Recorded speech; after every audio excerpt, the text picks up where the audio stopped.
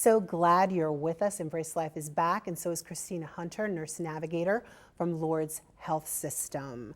So I was wondering about the whole diagnosis of breast cancer. Once a person actually goes through the stages of experiencing cancer, what is it like as a nurse navigator to help them kind of reacclimate, I guess, to life after cancer?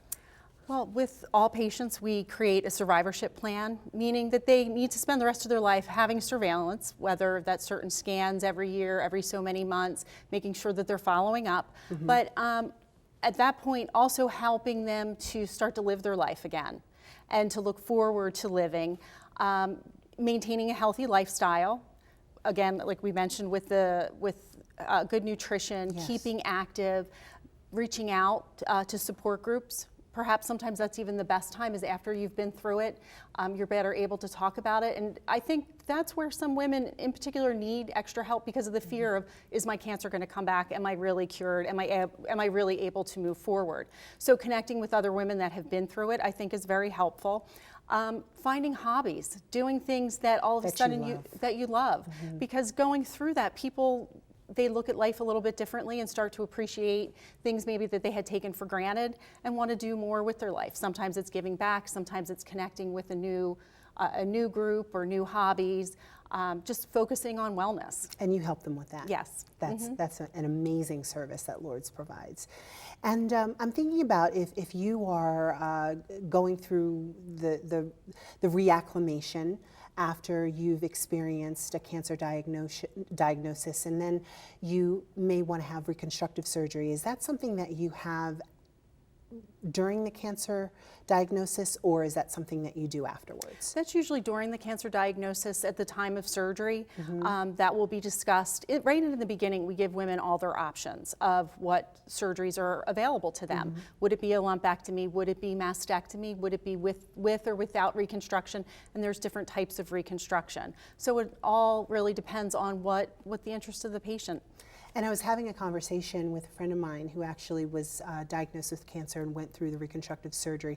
And she said there's so many options out there for women to make them feel really, I guess for lack of a better word, normal. As natural. That they didn't have the mastectomy or something like that. Can you share with us what those are, those options? There's different reconstruction. You have the implants. They also have a nipple tattooing, because many times the nipple has to actually be removed, so it would just be skin. So there's tattooing that looks very, very natural.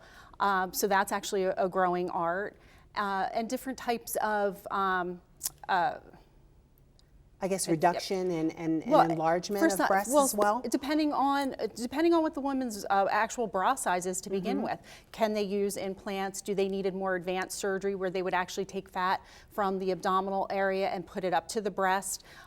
And at that time, yes, they can decide, do I want to reduce my breast size? Do I want to increase my breast size? It's all a very individual choice. And what the options are, not only are they meeting with a surgeon, they're meeting with a plastic surgeon as well, who specializes in providing this type of cosmesis for patients. And then I'm sure with radiology or radiation, the hair loss is an issue as well. So. Actually, it's the chemotherapy that causes hair loss, which is a huge change for women to go through. Because just like Dr. Greatrex was saying, being a woman, breasts are part of our identity and who we are. But as women, also our hair says a lot about who we are. Right. So that a lot of women tend to struggle with the hair loss. It is temporary. We do have the ability to provide patients with wigs, turbans, hats. Some people embrace their baldness. They say, you know what, this is my badge of honor. Like, I'm going to do this. I'm going to kick cancer's butt, and I want everybody to know it. Awesome. Thank you so much, Christina, for being on the show. It was a pleasure to have you, and thank you for all the work that you do with Lourdes. It's really a pleasure. Thank you so much for joining us today on Embrace Life with Renee. Special thanks to my wonderful guests, Dr. Kathleen Greatrex and nurse navigator Christina Hunter, both from Lourdes Health System. Thank you also to Lourdes Health System for your belief in my project and your sponsorship, and I am so appreciative of you and also to my audience. I hope today's show will inspire you and the women in your life to schedule their mammogram. Remember, early detection could save your life, and in the meantime, reach for the stars, dream big, and embrace life. See you next time.